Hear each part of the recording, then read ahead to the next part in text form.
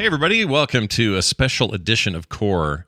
We don't get to do this very often, so I'm excited about it because I like the idea of more interviews on the show where we talk to folks in and around the business about all kinds of aspects within and without gaming. And today we have Nicholas DeLeon, who is joining us from, a bit of a reporter position over at Consumer Reports. And we're going to talk about gaming chairs today, which, man, I have so many questions. I'm not even sure where to start. But first, I'll start by welcoming Nicholas to the show. Hello, Nicholas. Welcome back. Hey, thank you for having me. As I said before we hit the record button, I've been a big fan of your network for many years now. So this is a very neat thing for me, actually. Well, I'm glad to have you, and I'm especially glad to have somebody who's coming to us with a bunch of research under their belt in this area, because this is a weird thing. So, Yes. Gamers everywhere are subjected to a kind of new media world. They spend a lot of time in front of Twitch and YouTube, and they see their favorite streamers and YouTubers sitting in these fancy multicolored chairs that look like they came right out of somebody's Ferrari and plunked it down in front of their computer. And they think to themselves, oh man, I want to be as cool as this guy. I want that chair. It sure looks comfortable. And they often just base it on that. Like, that's the end of it. They're going to get the chair. They don't care what it costs. They just want to have a chair like their favorite streamer. And I've been curious in the past about this sort of thing. Right now I use a Herman Miller that I've had forever. And it's been great. No issues, no problems. I really probably don't need to do anything. But I have to admit, occasionally I'm like, ooh, but what if it was one of these? And then someone will say, you don't want that. That's just as, why don't you go get an office chair? They're better for your back, but also, why do you need to be all flashy, blah, blah, blah. Well, you did this for Consumer Reports. Yeah. You guys went and got like everything there is, Herman Miller, Mavix, Razer, others, and tested them all. First, before we get into any of these kind of results or what gamers should be looking for out there or any of that, what brought this on? Why did you see this as something that needed coverage? That's a great question. Sort of what brought this on, a couple things. After the pandemic sort of, hit in early 2020, we were all sent home, and we were like, okay, well, a lot of folks are going to be working from home. We should expand what Consumer Reports covers. Let's look at ergonomic mice and keyboard and like good home office stuff, basically. Yeah. So that kind of planted the seeds about 2 years ago. And then coming out of that, we were like, okay, well, what's the next part of a home office setup? Well, the chair, obviously.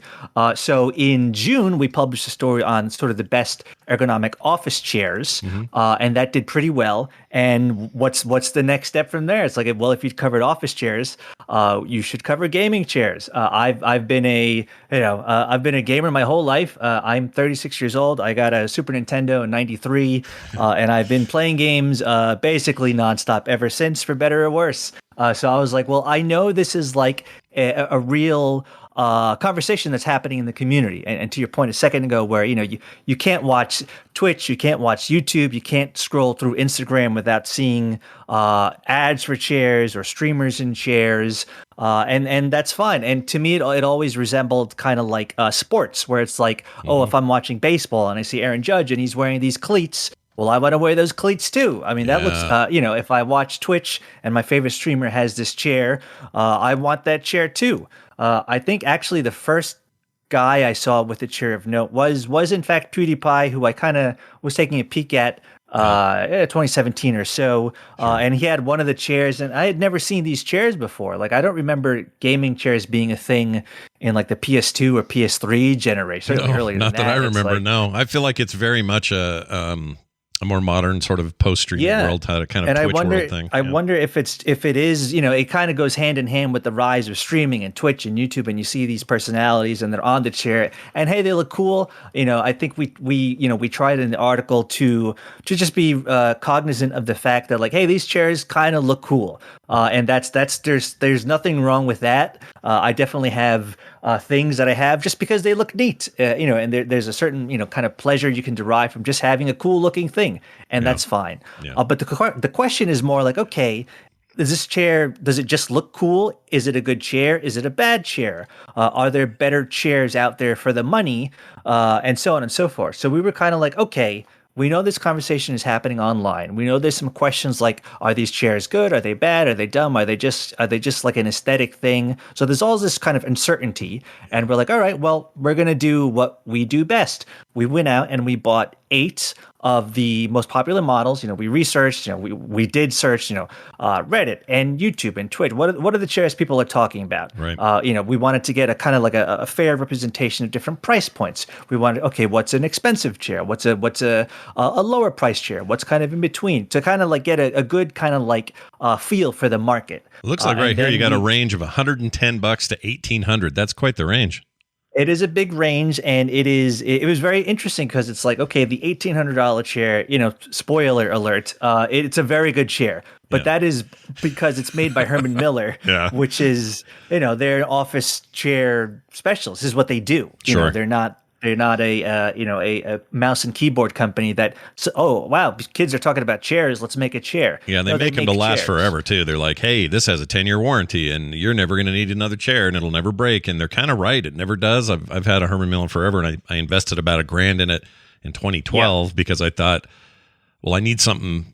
I don't want to buy a $250 chair every year. I didn't want to do that. Yes, of course. Yeah, and I assume some of this is like, I don't know. If I'm a gamer, I'm like, well, that's your grandpa's chair.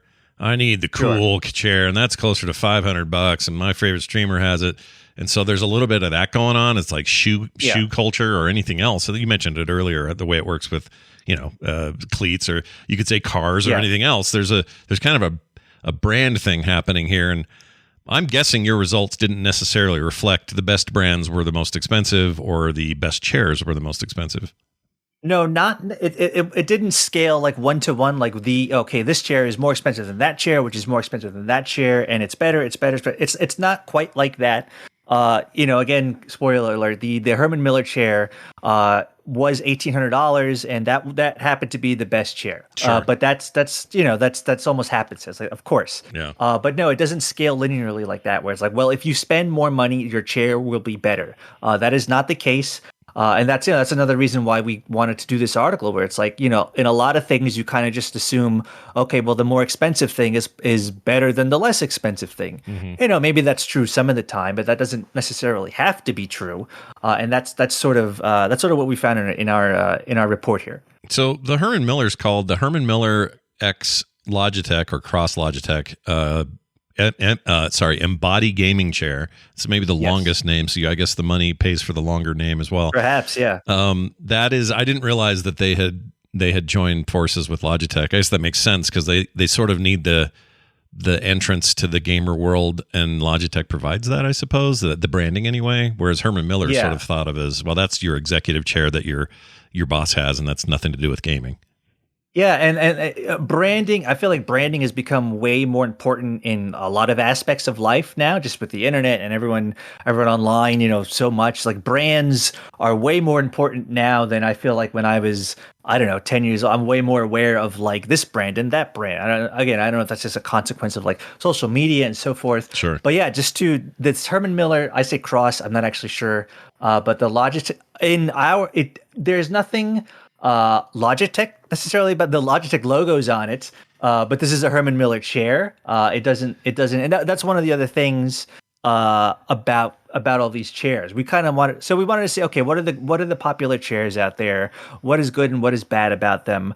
But one thing I was always asking is like, well, what makes them a gaming chair? Like, what is a gaming chair? Like, again, it felt like this whole product sector kind of snuck up on me. Sure. Again, 10 years ago, I don't think gaming chairs were a thing. I feel like maybe 5-ish years ago they started popping up. Mm-hmm. So I was like, all right, well, what is a gaming chair? I know what an office chair is. I've worked in offices. I've had home offices basically my whole life. Yeah. So I know what that is. What is a gaming chair? Mm-hmm. And we kind of, it's an aesthetic thing more than anything in our sort of what we found. It is, they look, for lack of a better term, they look gamery.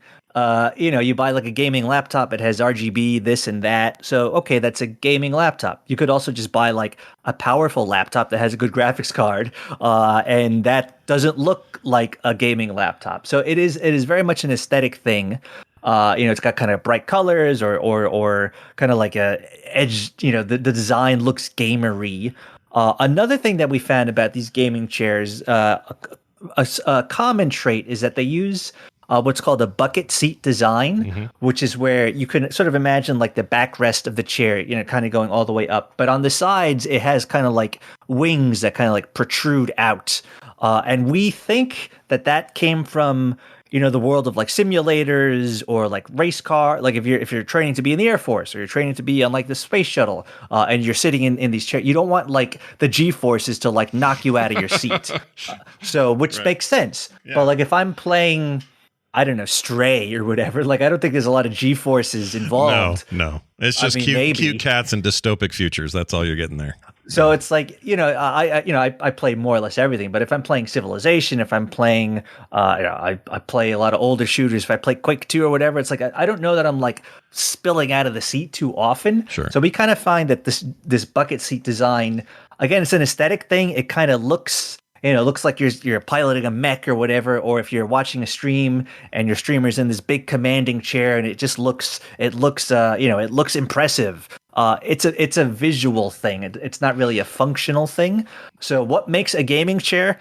I don't know. They kind of look the part, I guess. Yeah, and I've always assumed, I shouldn't assume this, but I've always assumed looking at these various chairs that all look like these bucket seat, mech chairs, like you mentioned, that's purely an aesthetic thing, and there is no actual value to comfort or long-term use or any of the things that you're looking for, the kinds of support you're looking for your back and that sort of thing.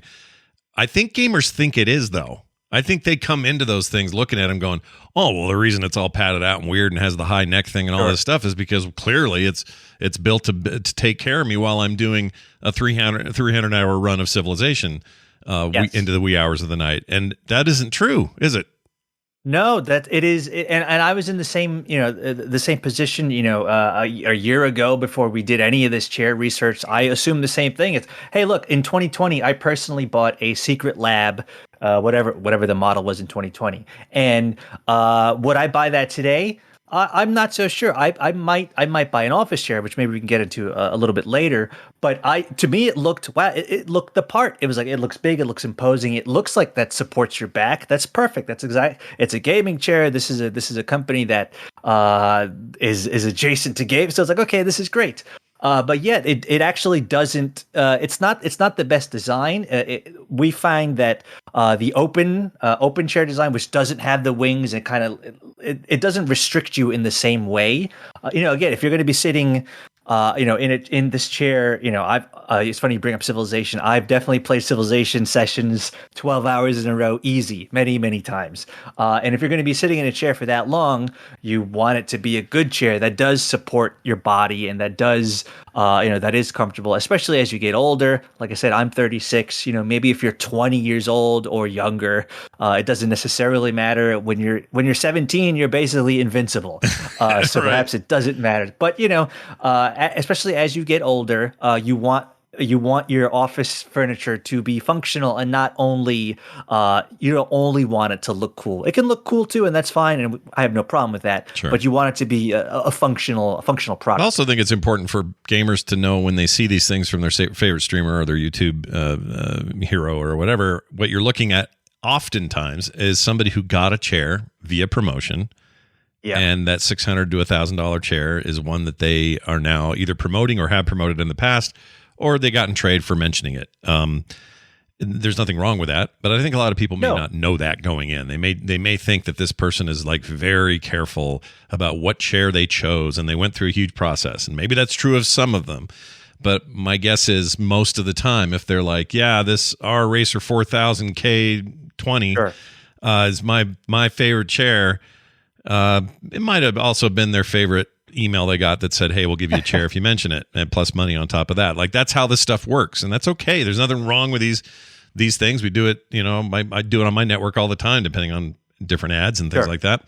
But what I'm hoping here, because, okay, so we have you from Consumer Reports. We have us, an independent podcast that covers the gaming world and doesn't, get all hung up in sponsorships or anything. We're primarily a fan-supported show. That's why I think this might be perfect for those people, because if you've seen these chairs and you've been like, well, I don't know, I can't tell. It looks like it's cool. Yeah. Is that enough for me? And do you really want to spend that kind of money? I guess my question to you would be, we've talked about the Herman Miller on the top end. Obviously, if everybody could just get one, they would. Sure, of course. Did you find that there was stuff in between that made more sense financially that most gamers are probably going to glom onto? Were you even able to come to a conclusion like that? Yeah, I think we could say there were several. Again, we looked at 8 chairs, 8 specific models, and the Herman Miller was $1,800. We put that because we did want to see. Okay, this is $1,800. This is the most expensive chair we can find. We should have that in the roundup because Consumer Report, we have the ability to buy that chair and test it out. Yeah. But I have to assume most folks are not in the market for an $1,800 chair. I am certainly not. So it's kind of like, all right, well. It's like, I'm not going to buy a Rolex. It looks neat, but that's the extent of it. But there were a couple chairs that fall, well under that price that kind of hit a lot of the marks that we think make for a good chair. Probably the top of that heap would be the Cooler Master Ergo L. That is around $450. We kind of find that like around the $500 mark is when things start getting interesting. Yeah. We'll talk about the very low end probably in a little bit here, but sure. Around $500 is okay. This is entering the territory of pretty good chair.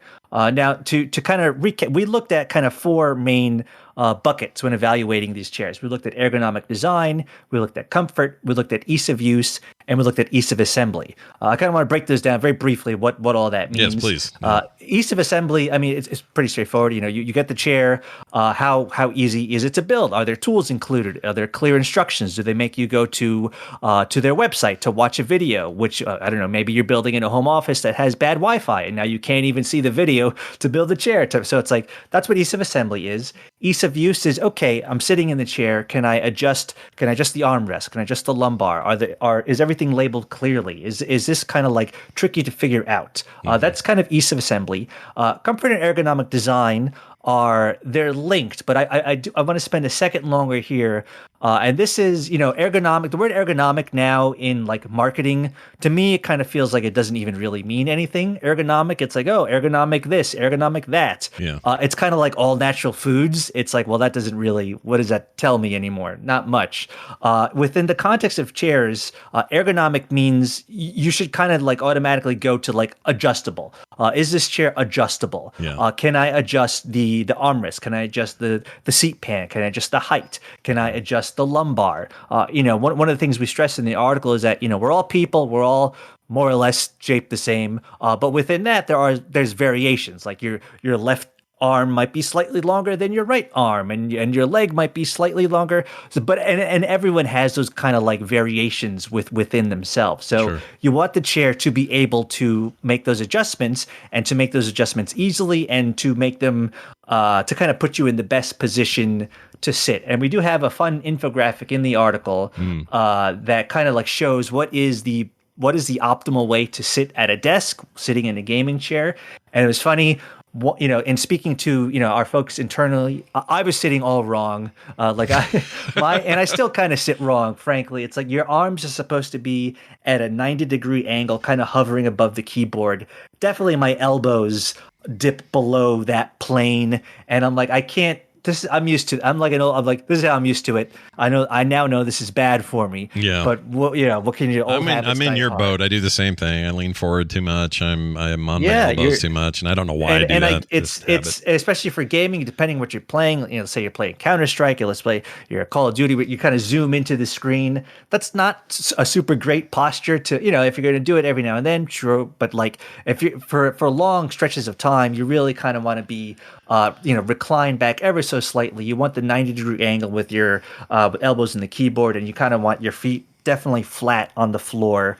And you also want the gap between the back of your knee and the seat pan. The seat pan is, if folks don't know, the seat pan is like the part of the chair that you sit on. Yeah. That thing is called the seat pan. And the better chairs, you can adjust that kind of forward or backward to kind of get a good. You want like 2 inches between the back of your knee and that edge of that seat pan, so there's no like tension or pressure on your leg. So yeah. That's great. So I'm looking at the infographic right now. And I feel like that lady has got me beat in every way. She's sitting all the proper ways, and I'm just looking at that, and then holding still and checking my own posture here. Let's see. Head's in the wrong place. Back's in the wrong place. My arms are not quite where they should be, and I'm not sort of reclining the way she is with her legs. And my feet are currently not flat on the ground. So yes, I feel like I have not lived up even to this high standard of the infographic, which is unfortunate. I'm right there with you, so no worries. Now, there's no reason why, though, you couldn't have a chair that accomplishes all of those designs, like you just mentioned, especially the adjustability and all that, and still look cool. I feel like that's the attempt of the let's work with Logitech and brand a thing and Herman Miller and let's spend $1,800. I mean, it's a nice looking chair for sure. Sure. And it's all a matter of taste. But I personally would like something maybe that isn't bright green and probably looks like it could fit in any room and not just label me as a gamer. That's my own personal preference. Did you find that most of your options were kind of wacky and kooky and there was no getting around this design? The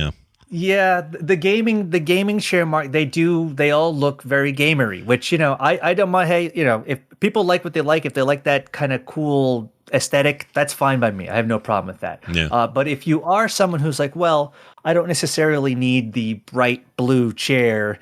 Maybe the other folks in my house don't necessarily want a bright, whatever the case may be. Sure. If that's the case, and I feel one of the real kind of overarching points of this article for me as someone who's in this community and sees folks struggling would be to open up your kind of range of possibilities beyond just gaming chair and to look into office chairs. A lot of times office chairs, they don't look as cool, frankly. They're just kind of like, it even sounds boring just to say gray. Office chair is boring, but I'm with you. Like it would be. I think it's worthy for people to at least check into that space because even though you may think it's not as cool or they're somehow behind the times or whatever, often the comfort and adjustability you're going to find there, right? Yeah, and the pricing is either comparable or let's say you have $500. You could get a chair that does do better in terms of ergonomics and comfort and all our metrics for that same $500. Okay, maybe it doesn't look gamery, which again, if you're into that, so be it, no problem there. Sure. But if you're more like, well, I have a certain amount of money to spend. I have my budget. I just want a functional object. I'm less, I'm not too fussed about it needs to look a certain way. I would encourage folks to at least consider getting an office chair. And again, we did publish a similar article on office chairs at the beginning of the summer. I think it was in June. A very similar test. We bought all the chairs on our own. We assembled them on our own. We tested them at our offices on our own. And there's kind of two I wanted to highlight for around that like 500-ish price range. There was a Steelcase Series 1. You could buy it at most retailers, Amazon, you name it. And it did very well. It basically aced all of our tests for $500. There was not a lot to complain about there. Give me the model one more time. The Series. Steelcase Series 1. I believe they recently came up with the Series 2. We didn't test that one. I assume it's okay as well. I mean, Steelcase is, they make this stuff. Sure. But we specifically tested the Steelcase Series 1, around $500. I believe it's available in a bunch of colors too. We happen to buy like the gray one. But the material is very breathable. Again, aced all of our sort of metrics. So that is okay. I'm looking at this gaming chair for $500. I'm looking at this Steelcase for $500. Don't rule out the office chair again, unless you're in love with the gaming chair design, which is fine. Yeah. And that sort of brings up another sort of motivation for doing this article. It's like there are not many retailers that sell these, maybe Staples, maybe Walmart, maybe Target, but they're not going to have 100 different chair models out on the floor where you can sit on and kind of test drive. It's not like you're shopping for a Jeep or whatever. They're kind of like hard to find in the real world, so a lot of the shopping will be online. And you want to, be sure to do your research and get something that at least seems like it's going to work for you. Because if not, it's like, okay, either you have to live with that chair and you're out, $500 or whatever, and you're not satisfied with it, and it's just, it's not working for you, or you have to return it, and then that's kind of a pain in the neck too. It's like, well, now I got to put this kind of bulky chair in my car. I got to drive to UPS or the post office and ship it back. It's like that's a real pain in the neck. And if you could avoid that by reading articles like ours and trying to see, okay, what's out there, where can my money go that will at least give me a good shot of being a good chair. Yeah, and I'm looking, by the way, at this particular chair on Amazon. Just where I went because I know I can get a good color selection here. Steelcase Series 1. I feel like this is a great middle ground because, yeah, you can go boring gray or black and just be like, dude in your cubicle. But if you're a gamer, these are nice. There's this blue and these yellows and these dark greens, and there's a really cool fire red and really interesting orange. Like, I guess if color is your issue and it's not really about the bucket design, yeah, I think this sounds all right. And right now, Amazon's got the Series 1 for $421. I mean, it's under $500. If you're budgeting for about that, then you're good. They'll also do $60 assembly, so you don't have to put it together. This is also a place I struggle, and I was curious what your experience was with all of the chairs. Did you find them all to be kind of the same in this regard, or were there some that was like, snip, snap, snoop, we're done, the chair's all built, and others were like, oh my gosh, where's the instructions again? I'm missing an Allen wrench. Like, I hate that stuff. So how did that go? Yeah, that was, again, we bought the chairs and we assembled our own, and probably the most, I guess, interesting, the Razor chair, the Razor Isker, which it did okay. It's not the best chair in our rating. That one, we kind of dinged for assembly. There's a part of the build process where you have to, when you kind of join the seat pan and the backrest, there's a part where you have to like thread them together. And that was not very clear in either the printed paper instructions that came in the box or the video. And so that kind of tripped us up a little bit. So we didn't weigh assembly as highly because we kind of figured, well, you build it once, and even if it's a pain in the neck, well, you don't have to do that again. Sure. But yeah, that's a great consideration. And kind of the opposite end of that spectrum was Secret Lab, which I kind of, I jokingly speculate that they must be big fans of Apple because you open the box and it has this like beautiful presentation and the typography of the instructions and all this type of thing. It has a very like, designed in California by Apple kind of vibe to it. And so, and building that was not too hard. All the tools are there. But yeah, I think that's a fair point. Hey, if you want to, you just mentioned that Amazon will assemble it for you for $60 or whatever. Yeah. That's always an option. There are services where you could do that, but we kind of figured, we're going to build it ourselves and kind of see, because I assume most folks will kind of build it themselves. Yeah, and you and also in this article that you put up again over on consumerreports.org, 90 to 120 minutes in a typical work setting. That's basically the full test of each chair. That was to test like comfort. I was like, okay, is this chair, we built it, it looks cool, it's got all the adjustment points, check. Is this chair actually comfortable if I'm going to sit in this for 2 hours? If I'm working, if I'm gaming, is this a comfortable thing to actually sit on? So that's where the 2 hours comes from. And one kind of generalized piece of advice I have for folks there is a lot of chairs will have different kind of upholstery options. They'll give you like a leatherette option or kind of a mesh option. And if you can, we would definitely recommend the chair have the mesh option because that is much more breathable than the leatherette. If you're sitting, imagine it's the dog days of August here in the Northeast, and it's like 100% humidity and 90 degrees. It's kind of gross outside. And you're sitting in this kind of like faux leather chair for hours on end. That story is not going to end well. It's going to be a real sweaty situation. Yeah, it seems like not a comfortable thing, but also I feel like that stuff cracks sooner than you'd like and starts to show the kind of wear that you don't want. I definitely had a chair a few years ago. I won't mention the name, but it had that leatherette kind of upholstery, and that thing started to disintegrate, I think, within a year. And I remember just one day, just like, sitting in the chair, and underneath the chair, it was a white chair, and there was all these like white flecks under my desk. I was like, what is this white stuff under my desk?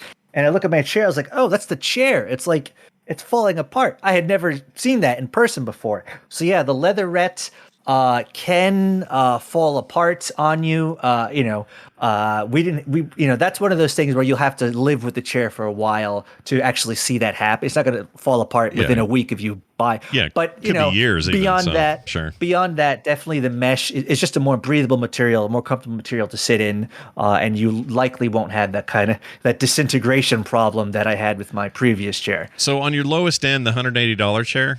Yeah. So I have enough friends that have done this to I don't know, this is why I'm asking this question, but I've got friends who've gone to Amazon and just said gaming chair, and then they do a price range, and they're like, well, that looks fine, and then they get that. Do we even bother with the low end? Like, what was your experience with the bottom end? Yeah, it's funny you mentioned that. To me, sounds like about the worst thing you can do is go to Amazon and type in gaming chair and then sort by lowest. I'm not picking on anyone, but there's a lot of stuff out there. Sure. I guess I'll say, and a lot of these lower end chairs. We have two of them in the roundup. We had the Homar S Racer gaming chair, and then the GT Racing gaming chair. I know I've seen these on streams with various influencers and so forth. Sure. And for my first point, they look very similar. Yeah. They almost look identical. Our speculation is that, well, maybe there's just like a handful of factories that are kind of pumping these things out, and you put a different logo on it, and it's a different chair. They're very, very similar. So that's one thing. Yeah, these kind of low end chairs, $100. I'm very cognizant of the fact that if someone has a budget and that's what the budget is, okay, fine. That's the money you have. I have no problem with that. Sure. What I would say is that for these kind of like $100 gaming chairs, I guess I'd have two pieces of advice. One would be either to kind of maybe just save up a little longer. I know they look the part and you sorted by price and they look fine. Sure, maybe, but it wouldn't be my choice, and it didn't score. They didn't score very well in our test. Actually, there is one chair that is not even that much more money. It is the Staples Emerge Vortex. Staples branded? Chair. Wow. Okay. That's cool. Yeah. I mean, I'm like, I guess, Staples sells office stuff. Maybe is just some like a white label. I have no idea how that worked, but the Staples Emerge Vortex, not bad. And when we bought it, it was $160. So well under $200. Not much more than that kind of $100 rando chair on Amazon. And everything, ergonomic design, comfort. It's a much better experience for not much more money. So if you are someone out there who, with a smaller budget, which is totally fine. Hey, look, one thing I'm very aware of and deeply respect is that people have budgets. Yep. Not everyone has infinite money. Not everyone's like a Bitcoin millionaire or whatever. I'm certainly not. That is not the case. Sure. So it's like, okay, if I have this amount of money to spend, that's the max. What is out there? If you can get that budget to around 160, the Staples chair is not a bad option. And hey, also look, by the way, it looks the part. It's our model is blue. It kind of gives out those gamer vibes. But there's enough adjustability in the armrest and the lumbar and so on and so forth that it's like not a bad package. Yeah. Is it the best one that we saw? No.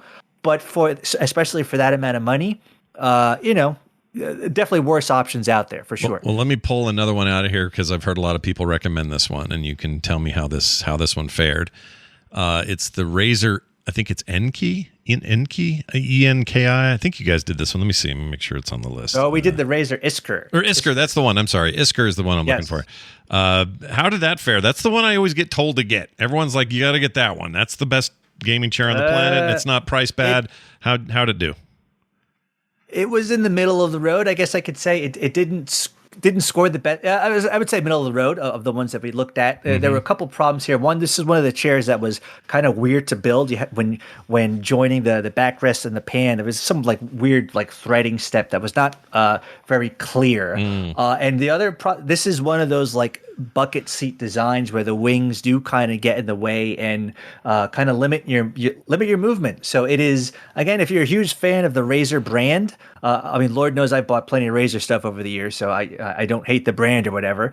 So if you're a big fan of the brand and you like their aesthetic, the green kind of snake thing, okay, cool, fair enough.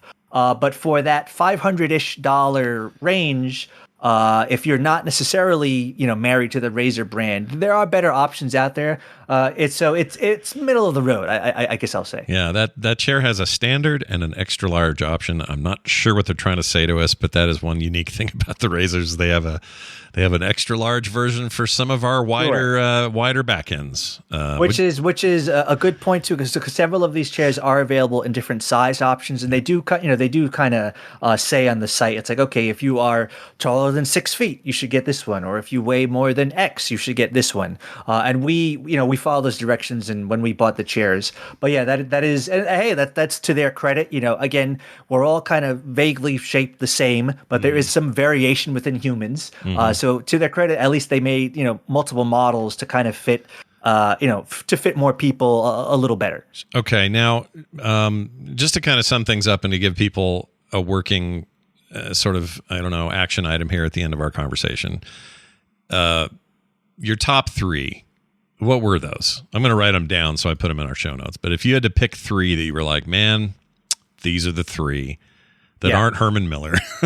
Herman Miller, that's almost like, I don't know, what can you say? It's an $1,800 chair that is probably out of the reach of most folks. But that on paper, that was the best. Yeah. If you do have that large of a budget, some people do, fair enough. Yeah. That's probably the chair to get. Okay.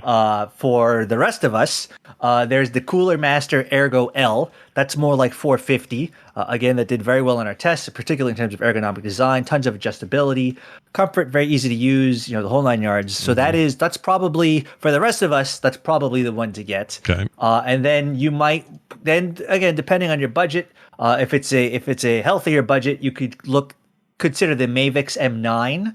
I think that starts at around $1,000, which is, and one thing I'll say right now actually is, like, when you're shopping for a chair, especially me, I work from home office. I'm in this chair all day, every day. Yeah. You should kind of try to amortize the price in your mind a little bit. It's like, okay, I'm going to be sitting in this chair for a very long time. Right. $1,000 is, sure, that's a ton of money. $500 is a ton of money. But I'm going to be using this thing all day, every day. So just kind of keep that in mind as you see these prices, because I get it, $500 is a ton of money, frankly. Yeah. But that Mavix M9 for around $1,000 also did very well in our tests. That's probably the top 3. But again, with like a special mention or something like that, that Staples chair, for $160, it's the Staples Emerge Vortex gaming chair. Did very well on our tests. Not the best, not the tippy top, but for $160, it scored pretty well. It looks gamery. So again, if aesthetics are like really high on your list of like, well, I want it to look the part, then that Staples one is a pretty good option. All right, that's not bad. I mean, obviously that price is very much in the budget range, and it's good to hear that there's one that's reasonable within there. But I'm looking at this Cooler Master. Is it Ergo L? Let's see. Do I have the right? Yes. That's how I say it. Ergo. I think it's Ergo L. They all have wacky names. That one is currently 40% off on Amazon for like $360 or something. Oh wow! Well, it's pretty good. So it fluctuates, obviously. Prices go up and down, but sure. That seems like a pretty good deal. I'm really glad we were able to have this conversation and send people this direction, because it's again, it's like a weird nebulous part of gaming. It feels like it is part of the culture now. Difficult to know what's good, what's bad, and even if you wholly trust your influencer, oftentimes they're just telling you to get the thing that they were given and that they're being paid to advertise. And again, that's okay. You're in some cases you're talking very little difference between some of these devices, but I think most of us are just like lost as to where to go. This gives us some, this gives us some bait to bite on as the fish we are. I don't want to say that we know everything or we're the end all be all, but Consumer Reports has been around for, I think it's 93 years. Yep. We rate and review everything from cars and refrigerators and you name it, we rate. So we have experience in the rating and reviewing department. And I'm a huge champion. I'm a huge nerd. I have been my whole life, and I see all these conversations, and I see folks saying, "Oh, gaming chair, should I get one? My favorite streamer has it. That looks cool." So I kind of wanted to be like, okay, we can step in and help folks. We bought these chairs on our own. No brand sent them to us and was like, "Hey, why don't you write about our chair?" if streamers have marketing deals, that's fine. That's kind of how the media world works now. No, yeah, I don't really have any problem with that. But we have the ability to buy these chairs with our own money, test them with our own in-house staff. And I wrote the article, so it's like I know the humans involved here. It's all very above board, and I just want to help folks who are kind of debating. I see a gaming chair. Do I want one? Do I not want one? Is an office chair worthwhile? So we just wanted to help, not that we're not telling you what to do. We're not telling you buy this chair. We just wanted to add a little bit of advice into your overall kind of purchasing thinking matrix or whatever. That's a great idea. And also just for those at home going, man, what about us console players? I want a banana chair like I had when I was a kid. They still sell these. In fact, a lot of these brands have a version of their chairs that are just like banana roller chairs for your living room. You can go check those out as well. They're a lot cheaper for the most part. So if you're a console game and you're like, boy, I sure like the X Rocket chair. Good news, they got a version of that just lays on the floor, and you look a little funny, but that's okay. You're playing games. Who cares? Just do it. Don't worry. Don't worry about our judgment. Well, this is fantastic, Nick. I really appreciate you coming on and chatting about this. And who knows what the future holds? Another one of these gaming related thing comes up on the site. I'd love to have you back and talk more. Yeah, my pleasure. Like I said, we're Consumer Reports. We don't do a ton of gaming stuff, just kind of in our DNA. But every now and then we try to, where we can, kind of offer our advice and expertise. We try to do so. Consumerreports.org, and I'm happy to. I'm on Twitter basically it's mostly soccer tweets, I will admit, but I'm on Twitter all day. Nicholas A. De Leon. If anyone listening has any questions about gaming chairs or office chairs or laptops or Wi-Fi or whatever or anything, please feel to reach out, and I will do my best to answer your question. But yeah, we're basically here to help and try to help folks, especially as the holidays are coming up.